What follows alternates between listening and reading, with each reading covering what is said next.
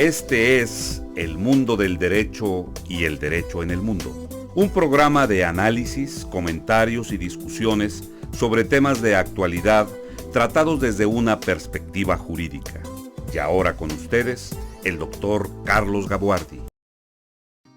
Bienvenidos a su programa El Mundo del Derecho y el Derecho en el Mundo. Quizá en la exploración del mundo jurídico en la América Latina, uno de los grandes secretos, uno de los grandes misterios y uno de los grandes territorios por descubrir sea el del derecho brasileiro, un territorio poco conocido, poco explorado por la mayor parte de los países latinoamericanos. Lastimosamente, debo decir, porque el Brasil es un país de grandes desarrollos jurídicos y un país cuyo propio desarrollo económico, está apuntalado en gran medida en la certidumbre del sistema jurídico brasileiro. Y para conversar sobre este tema, en esta ocasión he invitado a un buen amigo. Me refiero al doctor Paulo Zúcar. Paulo es egresado de la licenciatura en Derecho de la Universidad Presbiteriana Mackenzie y tiene tres maestrías, una de la propia Universidad Mackenzie en contratos empresariales, tiene una maestría en Valladolid, en España, sobre Derecho Español y Derecho de la Unión Europea. Tiene una maestría en arbitraje de la Escuela Paulista de Derecho y, interesantemente, quizá esto incluso sea prueba de lo desarrollado que están los juristas brasileiros, tiene un doctorado en constitucionalización del derecho mercantil de la Facultad de Derecho de la Universidad de Sao Paulo.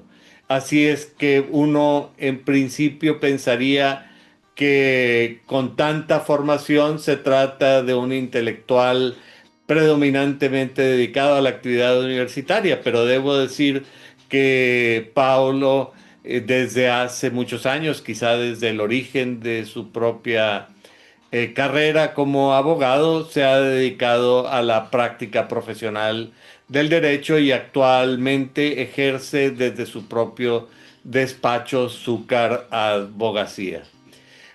Pablo, muchas gracias por haber aceptado la invitación para compartir conmigo en estos micrófonos, y me parece que el derecho brasileiro es muy importante y tiene muchas lecciones para el mundo. Cuéntanos un poco sobre cómo está organizado el mundo jurídico brasileiro. Profesor Carlos Gabuarde, antes de todo, agradecerte por la invitación, por la oportunidad que gustosamente he aceptado de charlar un poco aquí sobre el derecho en el mundo y el mundo y el derecho. Así que me hace mucha ilusión estar aquí compartiendo ideas con vosotros, si me permitís así tratarlos, ¿no?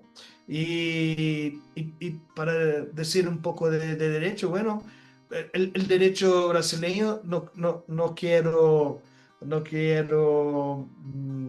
eh, em, romper ninguna expectativa, pero el derecho brasileño es un derecho muy común, muy ordinario, un derecho muy influenciado por derecho romano, es un derecho legislado, ¿no? Un derecho que la fuente del derecho es el derecho legislado. Entonces, seguimos con nuestra tradición de codificar derecho, de legislar sobre costumbres, sobre actos, sobre cuestiones de la sociedad, de la actividad económica y todo esto.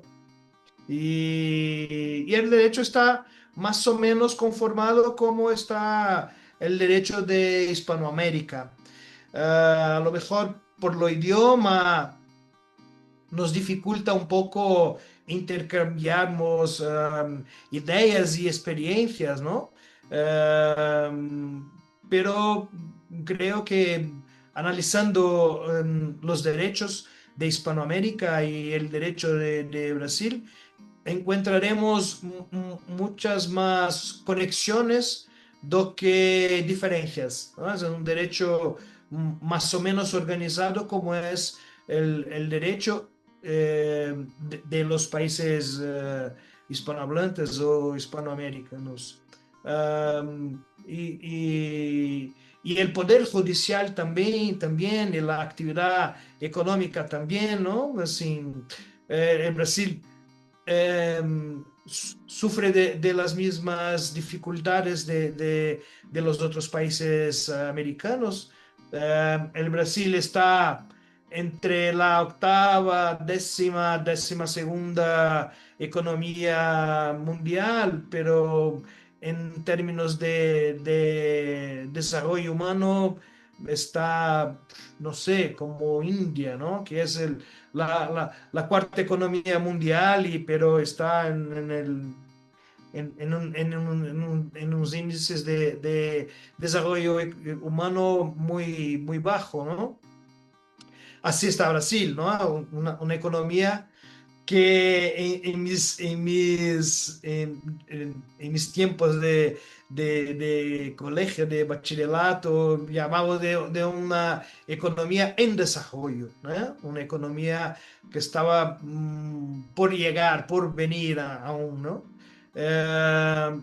Creo que esta economía grande, fuerte, estable, pero también con índices de desarrollo humano también sostenibles, ¿no? No ha llegado todavía. Pero esta es un país encantador, un país pujante, un país que tiene una industria muy diversificada, muy compleja,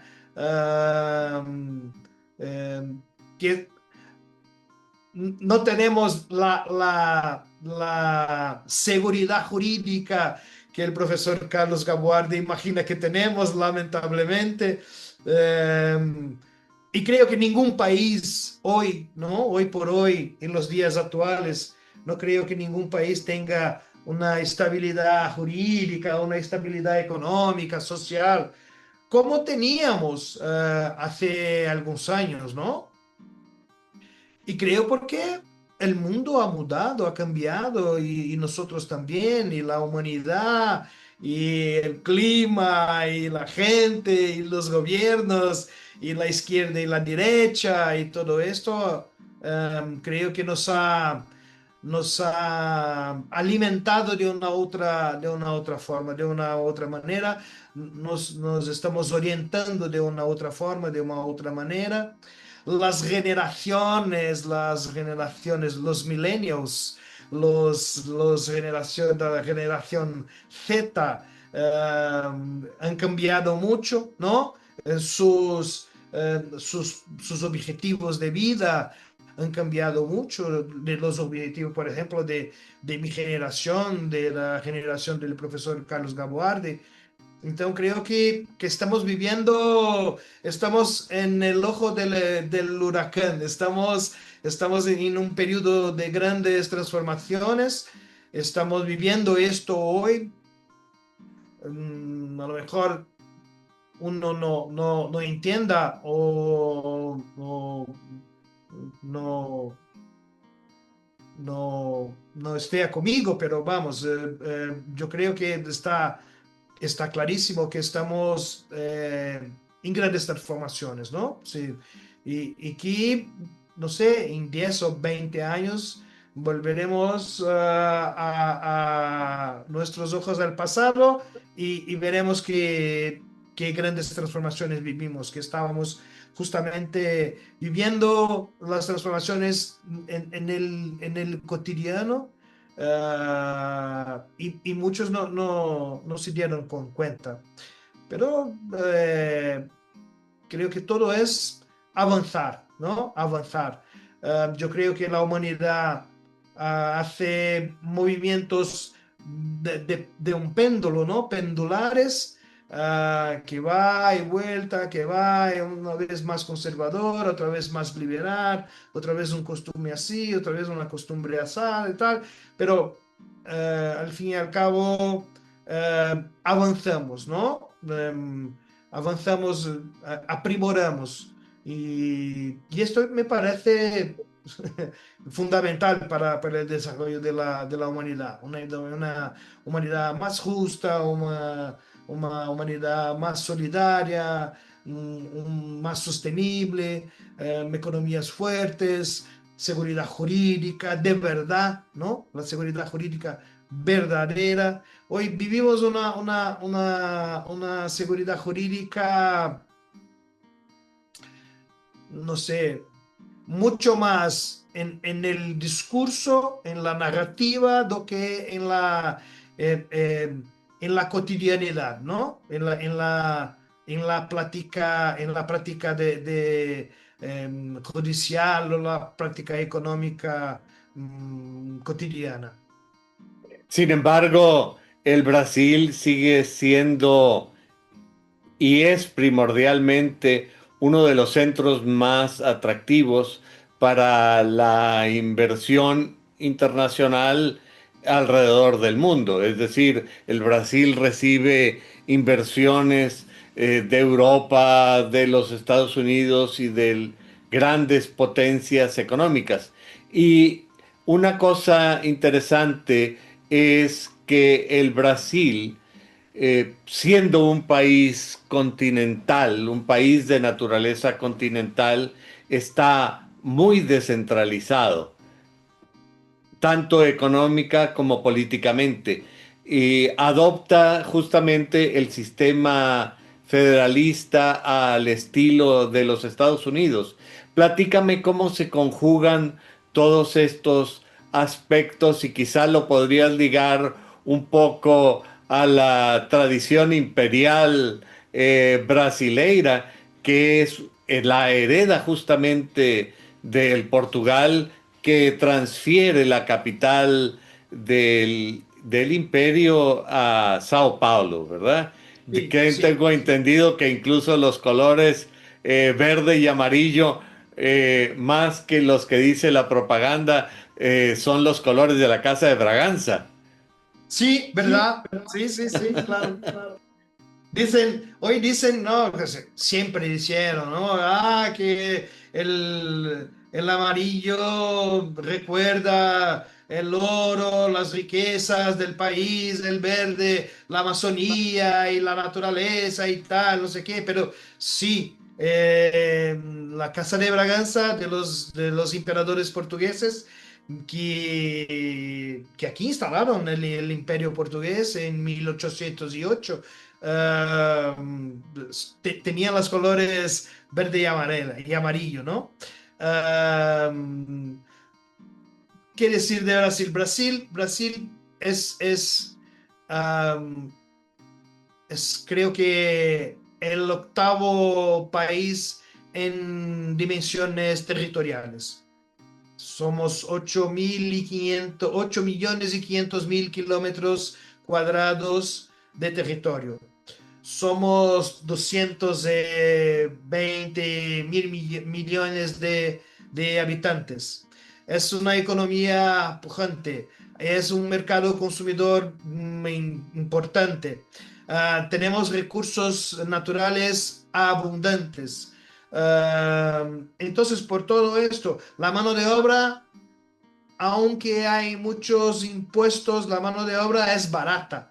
No es una mano de obra china, pero vamos, es barata si comparada con Estados Unidos, Europa o mismo en México. ¿no? La mano de obra de México es más especializada, es más cara. Nosotros no tenemos una mano de obra tan especializada, pero tenemos mano de obra abundante. Entonces creo que por estos aspectos que Brasil logra atraer muchas inversiones de Estados Unidos y Europa, básicamente, ¿no? Y la historia fue desarrollando así, ¿no? Tuvimos los emperadores portugueses que, ¿cómo puedo decir? Que abrazaron el país, que adoptaron el Brasil como su país, ¿no? Hace pocos días celebramos aquí un día muy especial que llamaba el Dia do Fico. O Dia do Fico significa el día en que Don Pedro, nuestro emperador portugués, fue convocado por la corona portuguesa para volver a Portugal y él dijo, no, yo quedo, que en portugués es fico, no, yo quedo, y quedó, y fue entonces el día, no sé, día 5 o 6 de enero, fue el día de Fico, fue el día en que Don Pedro dijo no a la corona portuguesa y quedó en Brasil y empezó el proceso de la independencia de Brasil, ¿no? Y desde entonces tuvimos la suerte de tener muchos buenos gobernantes, muchos buenos gobiernos. El gobierno de Juscelino Kubitschek, por ejemplo, fue presidente de Brasil en la década de 1950 y fue el que construyó Brasilia, ¿no? Rompió el eje São Paulo-Río de Janeiro y llevó la capital política para el centro del país, para Brasilia, en En medio de la Amazonía. en, no, cerca de la Amazonía, pero abajo un poco al sur de Amazonía, en el Planalto, que se llama Planalto Central, ah, cerca de Amazonía, y ahí entonces desarrolló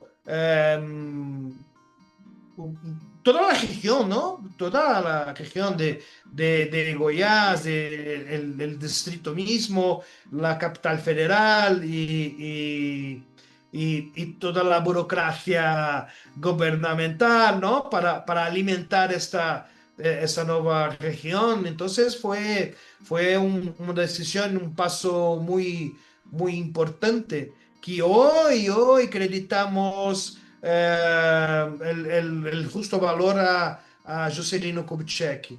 Él también ha atraído las industrias automotivas a Brasil, ¿no? Entonces, Volkswagen, Chevrolet, Fiat, son industrias que están en Brasil hace estos 50, 60 años que están desarrollando productos brasileños. Incluso ya exportamos coches proyectados, desarrollados y montados aquí en Brasil, ¿no? Entonces, hace poco, no sé, 10 años quizá, descubrimos nuestra vocación de la agroindustria, ¿no? De la industria, especialmente la industria de proteína animal. Entonces, desde hace, creo que estos 5 años, 10 años, un poco más, esta industria está desarrollando y a cada año superando índices de productividad, de sustentabilidad, de exportaciones, importantes exportaciones para el mercado brasileño. Y así se fue diversificando la industria de aviones, por ejemplo, ¿no? Teníamos la Embraer, que el gobierno militar, en la dictadura militar, se eh, fundieron la Embraer, la empresa brasileña de aeroespacial, y hoy es una empresa privada. Y ahí están preguntando, o ya están proyectando inversiones para construir aviones del porte de los Boeings o de los Airbus. Pero hoy hacen buenísimos aviones de 100, 120 pasajeros, que está bastante bien, un mercado muy disputado, una compañía cotizada en bolsa, bastante valorizada. Entonces, la suerte, los gobernantes, los recursos naturales, creo que todo esto contribuyó para un desarrollo de una industria bastante diversificada, bastante compleja, brasileña, que hoy vivimos, ¿no? Que hoy percebemos ahí en la actividad brasileña. ¿Y a qué atribuirías tú esta realidad descentralizada que existe en el Brasil, con la capital económica en Sao Paulo, la capital política en Brasilia, la antigua capital Río de Janeiro, pero otras muchas ciudades importantes, y esto parece que ha contribuido al desarrollo del Brasil, mientras que esta misma realidad no ocurre en otros países? Pienso concretamente en México, en donde el exacerbado centralismo parece que se ha convertido en un obstáculo para el desarrollo del país. Cuéntanos esto un poco, y a mí me gustaría que me ayudaras a vincularlo con el tema del federalismo brasileiro. Nuestro federalismo no es un federalismo americano, ¿no? El Estados no tienen tanta independencia cuanto tienen los estados americanos. El gobierno federal, el gobierno central, aún reserva muchos poderes. Por ejemplo, para legislar sobre derecho mercantil, los estados no pueden legislar sobre derecho mercantil. En Estados Unidos, por ejemplo, en cada uno de los 54 estados tienen un derecho mercantil, un derecho societario propio. Pero aquí en Brasil no. Todos los estados tienen los mismos tipos societarios, por ejemplo, tienen una misma forma de registrar estos actos en el registro mercantil y así más, ¿no? Pero sí, tenemos un federalismo con alguna independencia. Yo creo que esto viene desde el Imperio Portugués.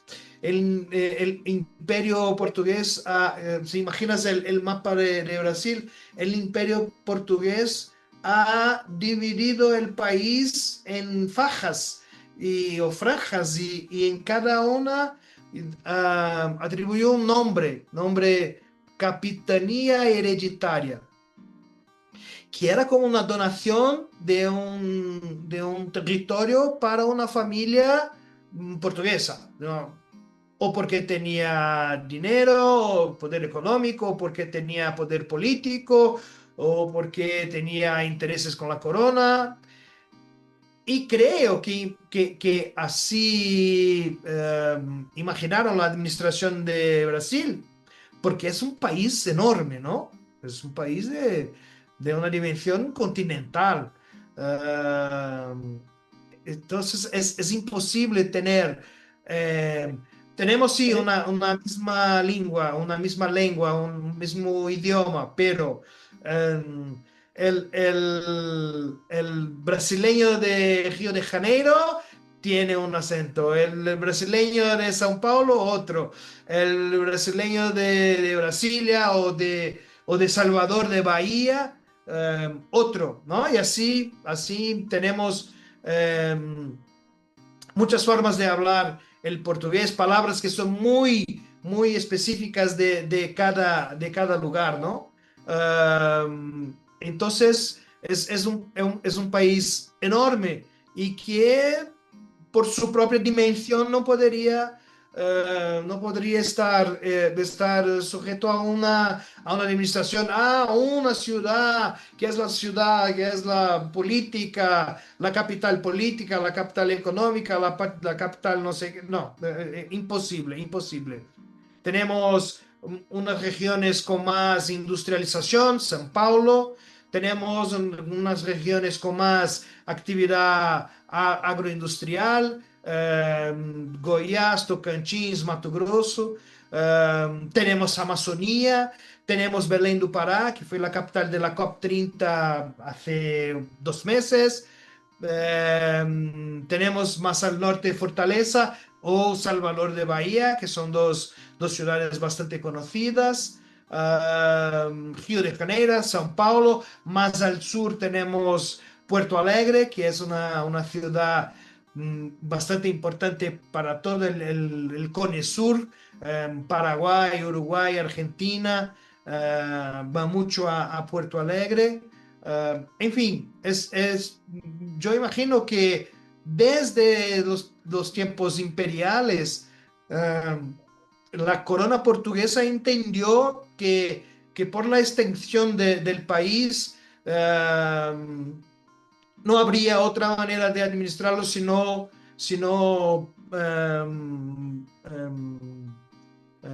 distribuirlo, ¿no? Dividirlo en pequeñas porciones de territorio y entregarlas a la administración de amigos de la corona, ¿no? Y en este contexto en el que el federalismo brasileiro tiene un rol fundamental desde el punto de vista de lo que hace la federación vis a vis el rol de los estados. ¿Cómo funciona el poder judicial y la prestigiosa Orden de los Abogados del Brasil? El Poder Judicial tenemos el Poder Judicial. Básicamente tenemos la justicia federal que, que cuida de los temas federales, de todos los temas que sean de competencia federal, ¿no? Entonces, sea crímenes federales, sea tributos federales, sea cuestiones con la administración federal, oposiciones, licitaciones, todo tenemos a la justicia federal, tenemos la justicia laboral y la justicia estadual, que esta sí es de cada estado. Cada estado se organiza como le da la gana y también tiene jurisdicción sobre temas criminales, comerciales, arbitraje, todo que no sea federal va para el ámbito de la justicia estadual. Más o menos está así organizado el tribunal, el Poder Judicial. Y luego tenemos el Superior Tribunal de Justicia, que es un tribunal, no es una instancia propiamente dita de litigios, es más un tribunal de para homogeneizar la interpretación de la legislación infraconstitucional. Y luego la Suprema Corte, el Supremo Tribunal Federal, que es al mismo tiempo el Supremo Tribunal Federal y también la Corte Constitucional de Brasil. Y un Y poco por al eso estilo de los Estados Unidos, me imagino. ah, con más competencias y más poder.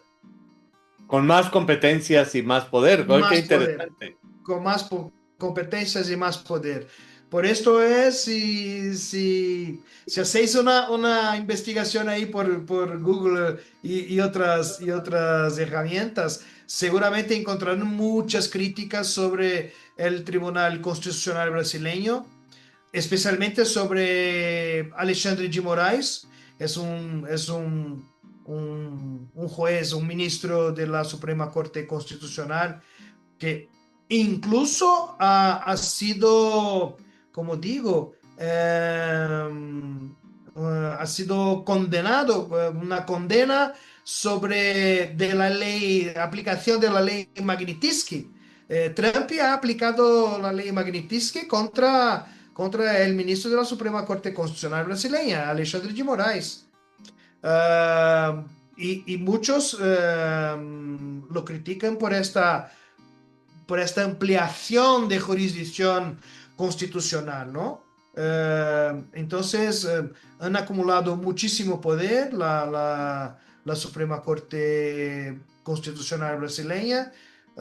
Incluso hoy hay muchos juristas que dicen sin ninguna duda que hoy el protagonismo de la Corte Constitucional brasileña es mayor, es más grande, es más importante, es más trascendente do que el poder ejecutivo y el poder legislativo.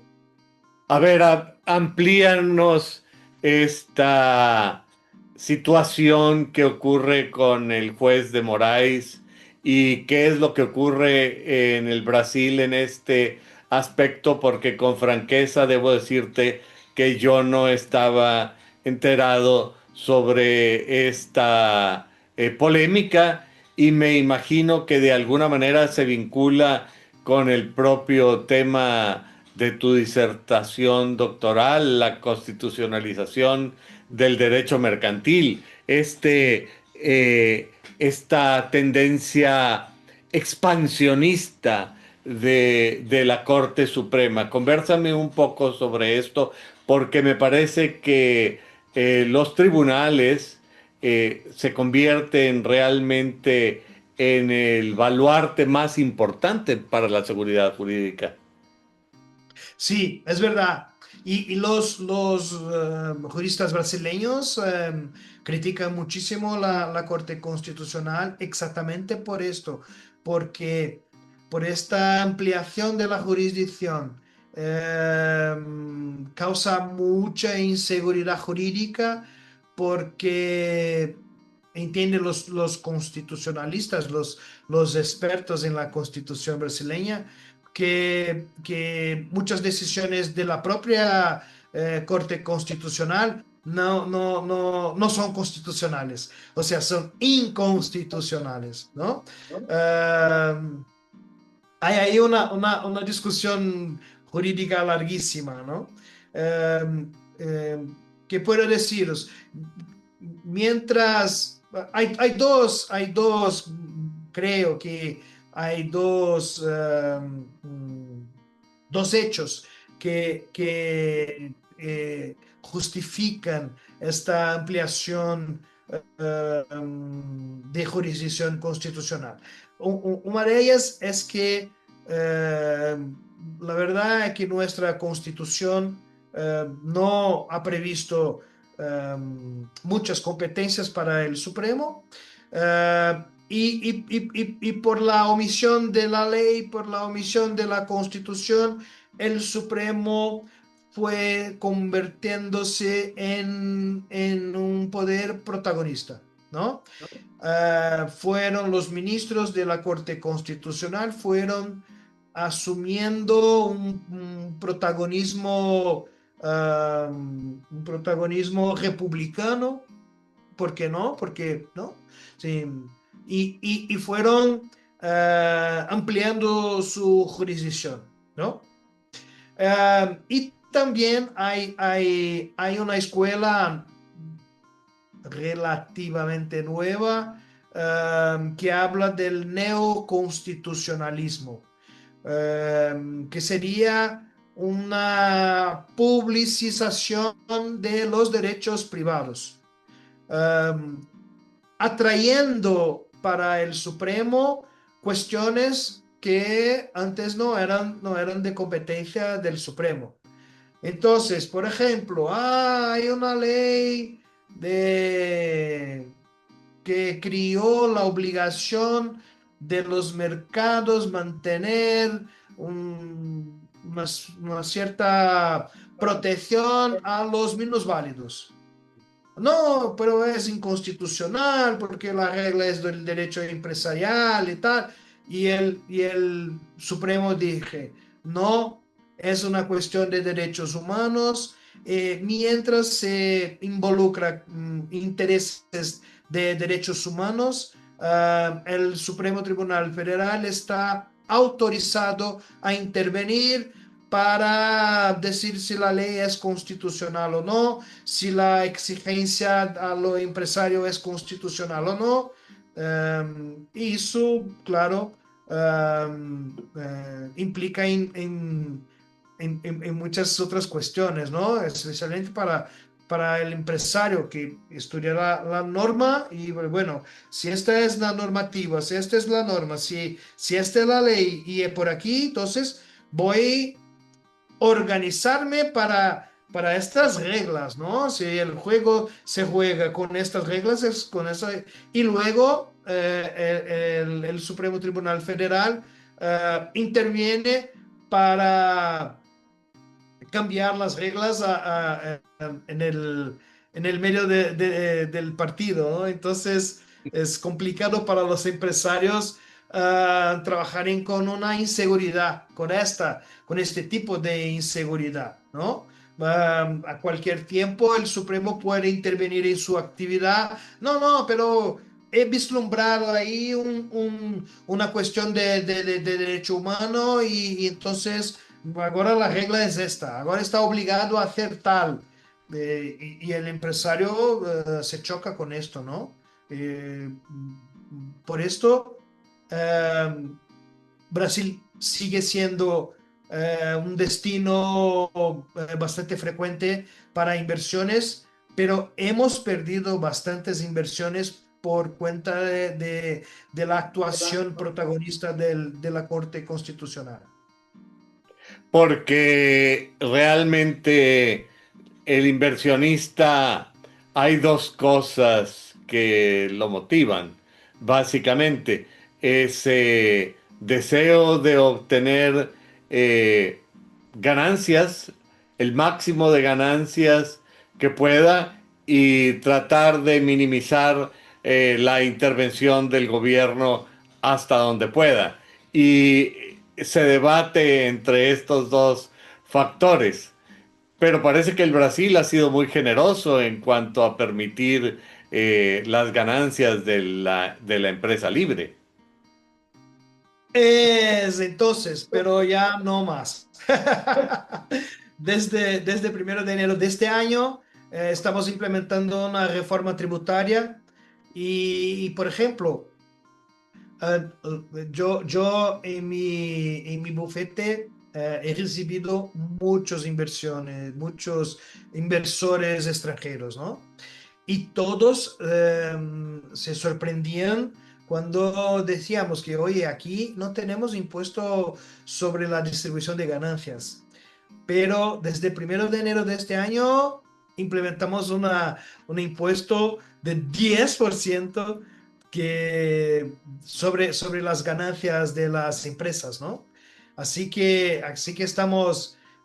además de toda la carga tributaria que es pesadísima, hoy creo que ya pasamos de los 40% de carga tributaria.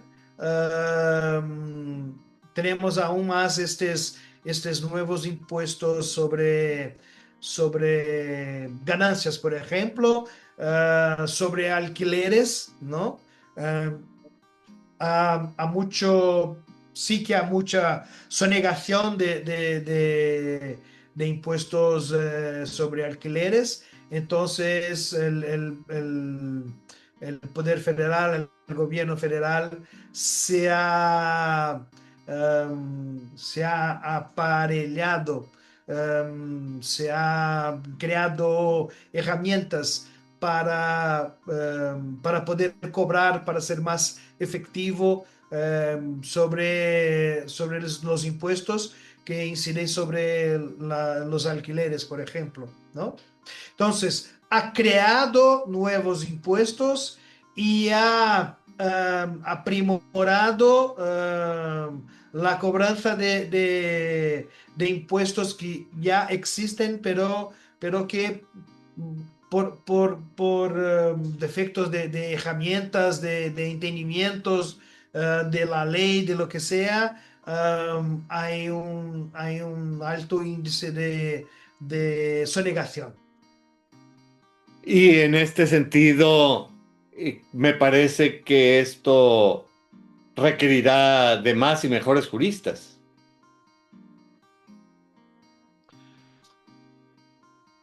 Sí, sí. El esfuerzo es grande. Los juristas brasileños son bastante preparados, pero la cuestión es que el Tribunal Constitucional son 11 ministros, de los cuales 9 fueron nombrados en gobiernos de izquierda.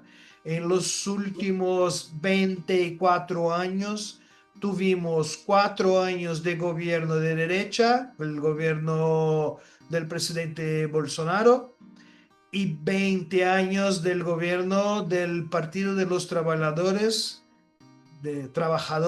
que es el partido del presidente Lula. Él ha gobernado 8 años.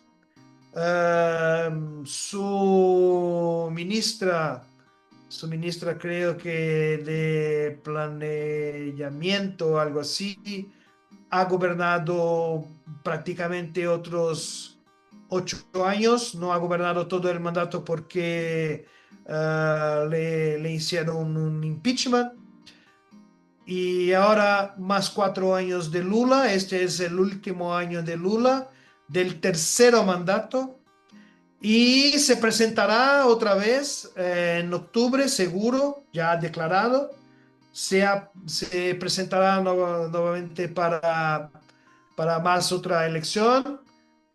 Hay muy buenas posibilidades de tener éxito, de ser elegido otra vez. Entonces serán 16 años de gobierno Lula, con unos otros 6 o 7 de gobierno Dilma.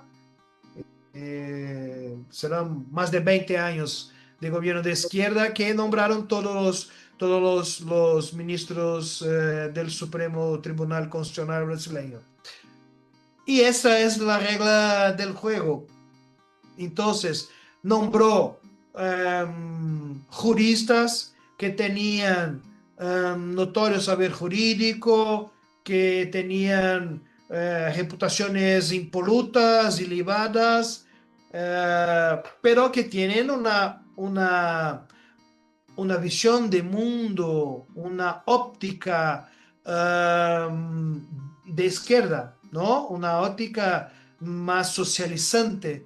Y entonces es que estas cuestiones llegan al Supremo Tribunal Federal, llegan a los tribunales superiores y son rechazadas por esto, por el convencimiento. No, el gobierno central es así, el aumento de la alícuota es esta y tal, el impuesto está bien y el proceso legislativo fue bien y tal, no sé qué, y convalidan toda la carga tributaria, ¿no? Entonces, sí, hay mucho movimiento, hay grandes esfuerzos, pero si la solución no va para una alternativa de consensualidad entre gobierno, empresarios, legislativo y todo, trabajadores, eh, si va para el litigio constitucional, el gobierno ganará seguramente, porque el Tribunal Constitucional está casi todo nombrado por gobiernos um, de inclinación socialista, ¿no? De, Entonces de, tienen a misma óptica, a misma visión de mundo, comulgan de la misma visión de mundo. Pero aquí hay dos cosas que me parecen muy interesantes. En primer lugar, es que las corrientes de izquierda y de derecha coexisten y conviven en el Brasil sin resquebrajar la estructura fundamental del Estado y del gobierno.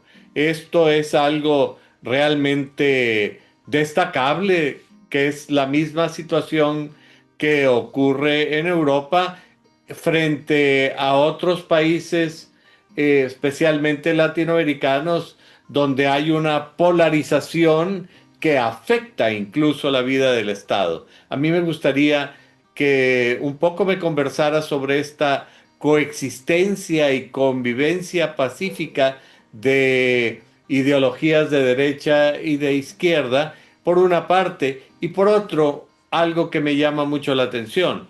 Tú dices, son juristas nombrados por la izquierda brasileira, pero grandes juristas, grandes mentes, que tienen una orientación eh, quizá eh, hacia la izquierda, pero son mentes bien amuebladas. No se trata de gente improvisada que va realmente a servir de caja de resonancia para lo que diga el presidente Lula. Sí, no. Primero sobre la polarización, ¿no? Bueno, aquí todos utilizamos el WhatsApp, ¿no? Para nos comunicarnos. Y, y aquí en Brasil hay grupos, ¿no? Grupos de familias, grupos de amigos, grupos de todo y tal. Bueno, hay gente que sale del grupo, que renuncia a la convivencia porque no, porque este es el lector de Lula y este es el bolsonarista y este es no sé qué y tal. Sí que hay muchas historias de esta polarización que causa incluso un afastamiento, un alejamiento de miembros de una misma familia, de una misma comunidad, de un mismo grupo de escuela y tal, ¿no? Pero afortunadamente las clases políticas en su gran mayoría mantienen una conversación civilizada, ¿no? Discursos de la tribuna, del Congreso Nacional, de la Cámara de los Diputados, que son duros, que son vehementes, que son muy claros, pero son civilizados, ¿no? Son educados. Entonces, sí, vivimos una polarización. Lula fue electo hace 3 años con no sé qué, 50,4% de electores, ¿no? Entonces, fue por el país estaba dividido y sigue dividido, ¿no? Hay muchos ainda que son bolsonaristas y muchos que son lulistas y el país sigue en este debate, en esta división, ¿no? Mayoritariamente con civilidad, pero sí que hay una cierta polarización, más entre los electores do que entre la clase política, pero hay una cierta polarización. Ahora, Con la misma pasión que se ven y se defienden los colores de un equipo de fútbol. menos, afortunadamente menos. Afortunadamente el fútbol aún moviliza más uno aquí en Brasil do que la política, ¿no? La política es más divertida. Los brasileños suelen ser más serios en las cuestiones, en los temas futbolísticos do que en los temas políticos. Así es, así es. Bueno, y sobre el nombramiento de los ministros de la Corte Suprema. Bueno, vamos. El último nombramiento y otro más hace unos 8 años eh, no fueron de ministros con gran saber jurídico, ¿no? Fueron nombrados sin ninguna experiencia en el Poder Judicial, fueron nombrados sin ningún posgrado, ni estricto senso, ni lato senso, ni nada. Uno fue el ministro Díaz Toffoli, que fue abogado del Partido de los Trabajadores, que fue abogado general de la Unión de Federal y fue nombrado como ministro de la Suprema Corte. Y el último ministro nombrado fue el ministro Cristiano Sanín, que fue el abogado de Lula. Por eso, ¿no? Lula fue procesado, fue condenado, fue preso por corrupción. Creo que quedó casi 2 años o poco más de 2 años preso. Y por una otra cuestión jurídica y tal, no, pero el juicio era incompetente y tal, y soltaron Lula. Y, y el abogado que lo defendió por estos 2 años y pocos, fue premiado con su nombramiento como ministro del Supremo. Un hombre que conocía de derecho penal, sí, conocía bastante bien de derecho penal, pero la comunidad jurídica brasileña se quedó un poco incomodada porque para ser ministro del Supremo el hombre debe estar listo, ¿no? No puede, no, será un gran ministro en 15 años. No, no, no, no. La Suprema Corte no puede esperar 15 años para que un nombrado Aprenda. se convierta en... Sí, aprenda a ser ministro. No, no, no, no. Entonces la comunidad jurídica hasta hoy es muy incomodada con el nombramiento de este último ministro, Cristiano Zanin, que fue el abogado de Lula. Y fue claramente una premiación, ¿no? Por por su perseverancia. Es por haber sacado a Lula de la cárcel. Sí, claro, de tanto insistir, insistir, insistir, será no sé cuántos, centenas de recursos a la Suprema Corte. Y en uno de ellos, un determinado ministro aceptó los argumentos y nulificó todo el proceso de corrupción. Y en general dirías que la Suprema Corte brasileira está viviendo un momento brillante, un momento oscuro. comparado con su propia historia, ¿cuáles son los aspectos más destacados o los momentos más destacados que ha tenido la Suprema Corte brasileira? La Suprema Corte brasileña cuenta con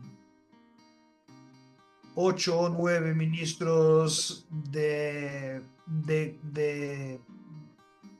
grande cultura jurídica, de grande formación jurídica, de una formación muy, muy sólida, um, pero creo que está contaminada con las cuestiones de la polarización política, por este protagonismo que ellos mismos buscaron, um, um, por estas cuestiones de neoconstitucionalismo que se mueve en unas bases muy instables, muy inseguras, que no tienen una racionalidad jurídica que se pueda analizar y evaluar, ¿no?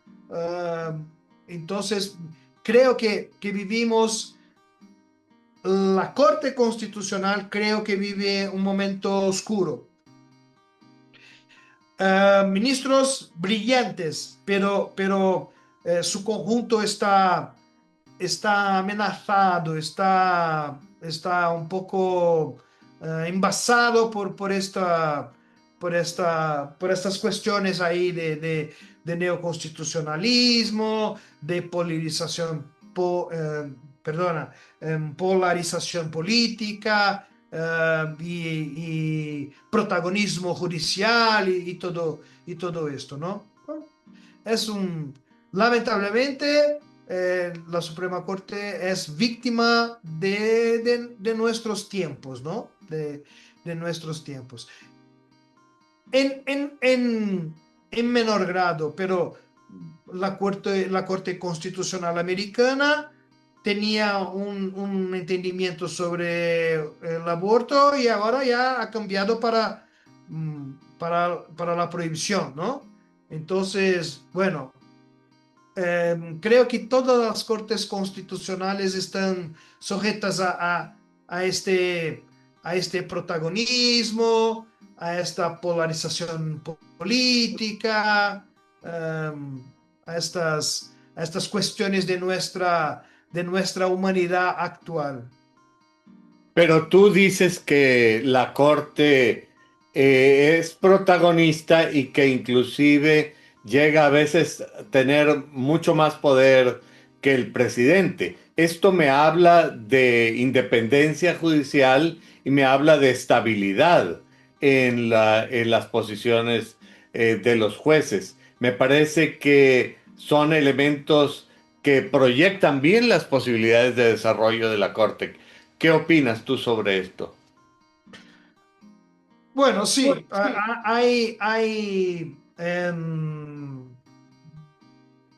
¿cómo puedo decir? Hay material, ¿no? Hay actividad pensante en la Corte Constitucional que está obstruida, vamos, por estas cuestiones actuales, accidentales, momentáneas, que ojalá vamos a superar y vamos sacar adelante, ¿no? Pero esperamos, sí, un gran desarrollo de la Corte Constitucional, superando estas cuestiones del neoconstitucionalismo, de la polarización política, porque este proceso ya no es un proceso de este gobierno, ¿no? Es un proceso desde Dilma, creo. Entonces ya estamos hablando de más de 10 años, porque la Corte Constitucional no, así. Hoy resolvemos que seremos los protagonistas de los poderes de la República. No, no, no, no fue así, ¿no? O sea, es un proceso y tal, pero en el gobierno Bolsonaro, por ejemplo, por esta visión polarizada, por esta visión de mundo más a la izquierda, Bolsonaro tuvo grandísimos problemas de gobernabilidad, no por el Congreso, sino por el Supremo, ¿no? El Supremo, como se dice en Argentina, metiendo palos en las ruedas. No Claro, dejaba, no dejaba desarrollar, ¿no? Y, y, y al revés hace poquísimo tiempo el gobierno no ha logrado aprobar alguna materia en el Congreso Nacional. Ahora mismo ya no me acuerdo, pero ya están hablando, oye, ya el Congreso perdió, perdona, el gobierno perdió la cuestión en el Congreso, no tuvo mayoría y tal, no aprobó lo que quería aprobar.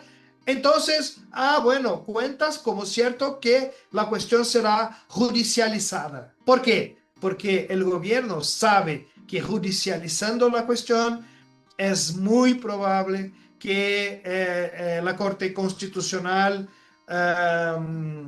le dé razón al gobierno y de alguna manera modifique la decisión del Congreso. Entonces es un tiempo de ministros brillantes, pero que la Corte Constitucional está de alguna manera, y hay muchos juristas que dicen esto aquí en Brasil, que están, bueno, que ya rompieron el equilibrio de los poderes de la República, los poderes, la convivencia pacífica de los poderes imaginados por Montesquieu. Y olvídate que aquí ya estamos hablando de protagonismo puro y duro del Tribunal Constitucional brasileño. Entonces, se habla muchísimo en Brasil de inseguridad jurídica y del protagonismo del Poder Judicial, especialmente de la Corte Constitucional, en razón de estas cuestiones ahí de polarización, de neoconstitucionalismo y del propio, de las ganas del poder de la Corte Constitucional ejercer un cierto protagonismo en el juego de los poderes de la República, por la omisión de nuestra Constitución, por muchas competencias, sobre muchos temas. Entonces, la propia Corte Constitucional fue ampliando, fue regulando y ampliando y asumiendo estas competencias. Y claro, asumiendo competencias, está ampliando poderes, ¿no? normalmente para oír las más graves y duras críticas con respecto a un país, lo que hay que hacer es leer los propios periódicos del país, porque es la propia gente, los propios Claro. ciudadanos los que son muy duros con respecto a su propio gobierno. Pero aún con todas estas cosas que tú me dices, un ejecutivo de orientación socialista y una corte de orientación socialista quizá también, no se ha visto una escalada de confiscaciones de la propiedad privada, desconfiscación de la empresa privada, es decir, en la práctica sigue un mundo empresarial muy fuerte, que es el mundo empresarial brasileiro, pero noto un liderazgo dual, una posición de liderazgo hacia el socialismo por parte del gobierno del Brasil y un liderazgo de corte más liberal y de orientación más empresarial por parte del empresariado, como si fueran dos cabezas para un solo país. Sí, más o menos es esto, o sea, los empresarios, claro, defendiendo su óptica, su punto de vista, su visión de mundo, y los trabajadores, los socialistas, defendiendo su punto de vista. Pero no se discute sobre las bases del capitalismo, la propiedad privada, la iniciativa privada, la libertad de actividad, son principios que están en la Constitución, y nadie, absolutamente nadie, imagina, cogita de aflojar estos principios, ¿no? Son mentiros, están mentidos. Entonces claro, muchas discusiones, muchas divergencias entre los socialistas y los capitalistas. Pero dentro de un capitalismo social, de un capitalismo moderado, ¿no? Em, em,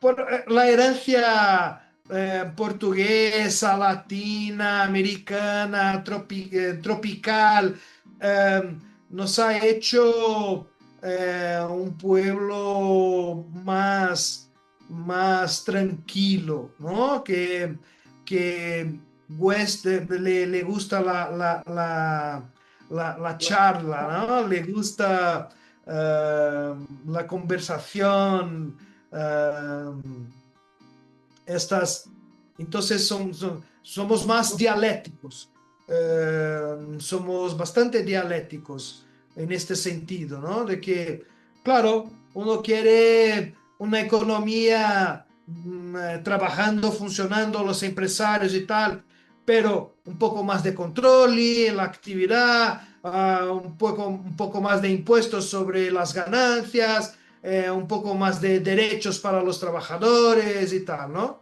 Y claro, los empresarios quieren más libertad, menos impuestos, más desarrollo, menos regulación, todo esto, ¿no? Es que me parece natural. He visto en España y en toda Europa cuando viví ahí, he visto en Estados Unidos también, en las muchas veces que visité el país, trabajando, estudiando, haciendo turismo también. Así que me parece que esta lucha de clases, esta lucha social es natural, ¿no? De los dos ideales, los dos conceptos, las dos visiones del mundo, ¿no? Sí, la visión del que detenta los medios de producción y desea obtener ganancias, pero que a la vez es el que genera riqueza y genera empleos. Y por otro, la gente que necesita esos trabajos y el único medio de intercambio que tiene es su trabajo, su capacidad intelectual y que desea también entrar a este juego de el acrecentamiento de su riqueza. Hemos estado conversando realmente de manera muy interesante sobre cómo se da esta dualidad del juego político e ideológico frente al mundo jurídico y al mundo, perdón, y al mundo de la Corte Suprema y de la estabilidad jurídica. Pero lo cierto es que ya llevamos un poco más de una hora conversando. Decíamos, tú y yo no tenemos ningún problema para conversar, y si le pudiéramos poner un café en medio, podrían ser horas las que conversaríamos. Pero al vernos en la necesidad de cerrar nuestro programa del día de hoy, quisiera decirte que por un lado se hace necesario que volvamos a reunirnos y retomemos estos temas de los cuales solamente hemos acariciado la superficie, pero a mí me gustaría que antes de concluir tú pudieras dirigir un mensaje claro, contundente, significativo para el público que semana a semana nos hace el favor de acompañarnos en este programa. Profesor Carlos Gaboarde, en- antes de todo, agradecerte por esta gran oportunidad, por esta charla increíble, sabrosa. Yo estoy aquí gustosamente hablando sobre derecho y sobre Brasil, que son dos pasiones, dos temas que yo vivo cotidianamente. Yo vivo mi país todos los días, yo vivo el derecho todos los días, ¿no? Yo vivo mi país como profesional, como abogado, como ciudadano, como padre, como hijo, como empleador, como muchas maneras, ¿no? Y ejerzo el derecho dando clases en las redes sociales, aquí en el despacho con clientes. Entonces, tú me has proporcionado una hora y algo de mucho placer, de mucho gusto de estar aquí compartiendo algunas ideas contigo y em,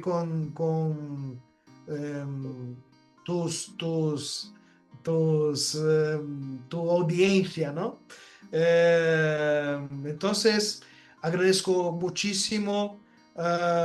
Brasil es un país para estar, es un país para conocer, es un país para hacer turismo, es un país encantador de gente liana, de gente amable, de gente solidaria.